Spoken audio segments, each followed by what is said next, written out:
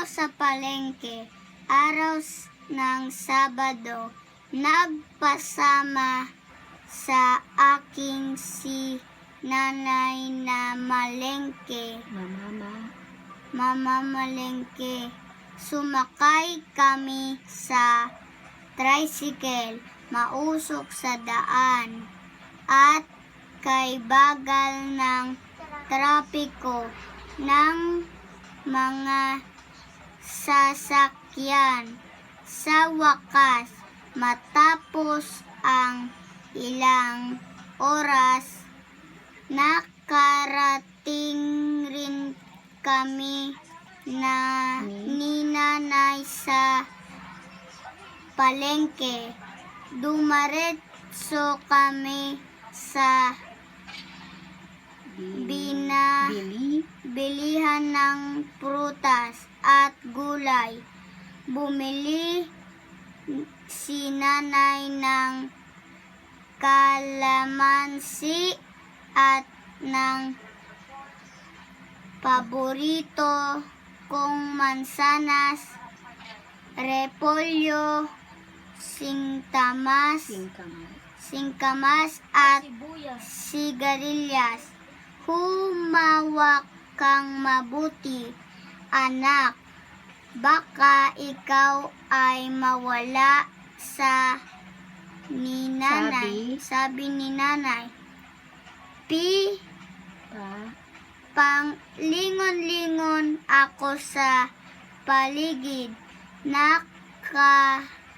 Nakakita ako ng isang laruan. Bumitaw ako kay nanay. Ay nilapitan ko ito. Tuwang-tuwa ako sa laruan. Tumingin ako sa kaliwa. Tumingin ako sa kanan. Nakaramdam ako ng takot. Nanay, umiiyak ako. Habang tinatawag ang pangalan niya, hindi alam kung na saan si nanay. Patuloy ako sa pag-iyak. Mamaya naramdaman ko ang mainit na bisig ni nanay.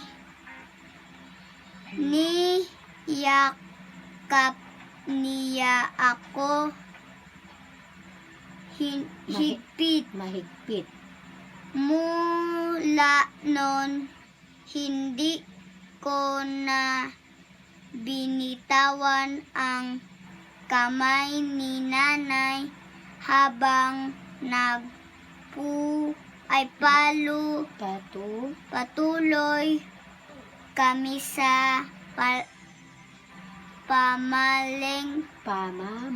pamamalengke. Very good.